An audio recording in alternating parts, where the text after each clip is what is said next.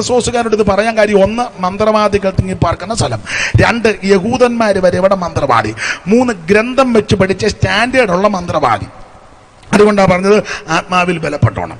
നാലാമത്തെ പോയിന്റ്, ഈ എഫെസോസുകാരോട് ആത്മാവിൽ ബലപ്പെടാൻ പറയാൻ കാര്യം, അർത്തമീസ് എന്ന ദേവിയുടെ വ്യാപാര ശക്തി കുടിയിരിക്കുന്ന സ്ഥലമായ എഫെസോസ്. ദ്യോവിൽ നിന്ന് വീണ ബിംബമെന്നും ഈ അർത്തമീസാണ് ഇവിടെ എല്ലാം ഭജിച്ചു പോരുന്നത്. അപ്പൊ അർത്തമീസിന്റെ വ്യാപാരവും അർത്തമീസിന്റെ വിഗ്രഹങ്ങളെ തീർക്കുന്ന വിഗ്രഹ സേവക്കാരും മാർക്കുന്ന സ്ഥലമാണ്. ദെമത്രിയോസ് എന്ന് പറഞ്ഞ ഒരു തട്ടാനുണ്ടായിരുന്നു. പൗലോസും ശീലാസും എല്ലാം ഇവിടെ ശുശ്രൂഷിച്ച് നന്നായി പ്രസംഗിച്ച് ശുശ്രൂഷിച്ചപ്പോൾ ഇവൻ ആൾക്കാരെ കലക്കി പ്രശ്നമുണ്ടാക്കി. ഞാൻ ആ ഭാഗത്തേക്ക് അധികം പോകുന്നില്ല, വചനം പഠിക്കുന്ന നിങ്ങൾക്കറിയാം.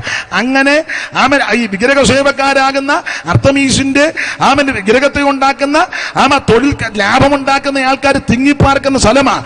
അവിടെ ഒരു ദൈവ പൈതൽ നിലനിൽക്കണമെങ്കിൽ ആത്മാവിന്റെ ബലമേറ്റെടുക്കണം. ഇന്ന് രാത്രി എന്നെ കേൾക്കുന്ന ദൈവകുഞ്ഞുങ്ങളോട് പറയാ, സ്വയശക്തി കൊണ്ട് ജയിക്കാനൊക്കത്തില്ല.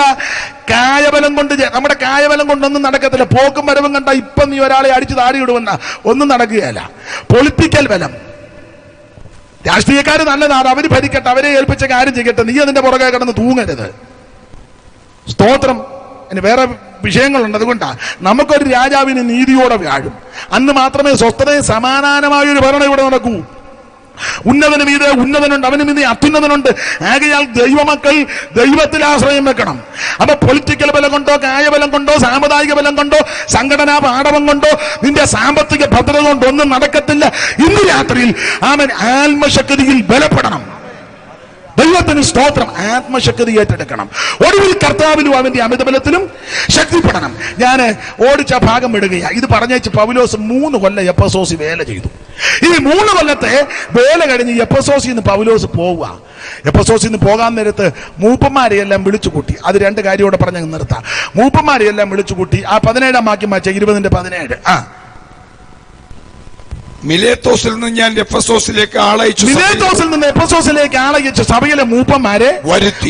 അടുത്തത്, അവർ അവന്റെ അടുക്ക വന്നപ്പോൾ അവൻ അവരോട് പറഞ്ഞത്, ഞാൻ ആസിയിൽ വന്ന 1-ാം നാൾ മുതൽ എല്ലായ്പ്പോഴും നിങ്ങളോടുകൂടെ എങ്ങനെ ഇരുന്നുവെന്നും. അടുത്തത്, വളരെ താഴ്മയോടും കണ്ണുനീരോടും യഹൂദന്മാരുടെ കൂട്ടുകെട്ടുകളാൽ എനിക്കുണ്ടായ കഷ്ടങ്ങളോടുകൂടെ കർത്താവിനെ രാത്രി ഒരു ഉപദേശം കൂടെ സ്ഥാപിച്ചു പോകുകയാ. കർത്താവിനെ സേവിക്കുന്നത് കഷ്ടമെല്ലാം തീർന്നിട്ടല്ല, പ്രശ്നങ്ങളെല്ലാം തീർന്നിട്ടല്ല, പ്രശ്നമെല്ലാം പരിഹരിച്ചിട്ടല്ല യേശുവിനെ സേവിക്കുന്നത്. കഷ്ടങ്ങളോട് കൂടെയാ കർത്താവിനെ സേവിക്കുന്നത്. ഇന്ന് രാത്രി എന്നെ കേൾക്കുന്ന ദൈവമക്കളോട് പറയാ, പ്രശ്നങ്ങൾ മുഴുവൻ പരിഹരിച്ചിട്ട് ദൈവത്തെ ആരാധിക്കാനൊക്കത്തില്ല. പ്രശ്നങ്ങൾ രൂക്ഷമായി നിൽക്കുമ്പോഴും നീ കർത്താവിനെ ഉണ്മയോടെ ആരാധിക്കണം. അവിടെ വായിക്കുന്ന കഷ്ടങ്ങളോടും കൂടെ കർത്താവിനെ സേവിച്ചു. ഈ പുതിയ ഉപദേശക്കാര് പറയുന്നത് യേശുവിനെ അറിഞ്ഞാൽ മതി എല്ലാ കഷ്ടവും മാറുമെന്ന ശുദ്ധ തട്ടിപ്പാ. സ്തോത്രം. യേശു പഠിപ്പിച്ച ഉപദേശം ലോകത്ത് നിങ്ങൾക്ക് കഷ്ടമുണ്ടെന്നുണ്ട്. സ്തോത്രം. എങ്കിലും ധൈര്യപ്പെടണം, ഞാൻ ലോകത്തെ ജയിച്ചിരിക്കുന്നു. കഷ്ടത എന്നുള്ളത് തിരുവചനം പഠിപ്പിക്കുമ്പോൾ അതൊരു കൃപാവരമാണെന്ന് ആ പുസ്തകം പഠിപ്പിക്കുന്നത്. വരമാണ്. ഈ വരം പ്രാപിച്ച ദൈവമക്കൾ ധൈര്യത്തോടെ നിന്നോണം. കഷ്ടങ്ങളോടുകൂടെ കർത്താവിനെ സേവിച്ചു. പ്രയോജനമുള്ളതൊന്നും മറച്ചു വെക്കുന്നില്ല. ഒരു ദൈവദാസൻ പ്രയോജനമുള്ളതൊന്നും മറച്ചു വെക്കരുത്.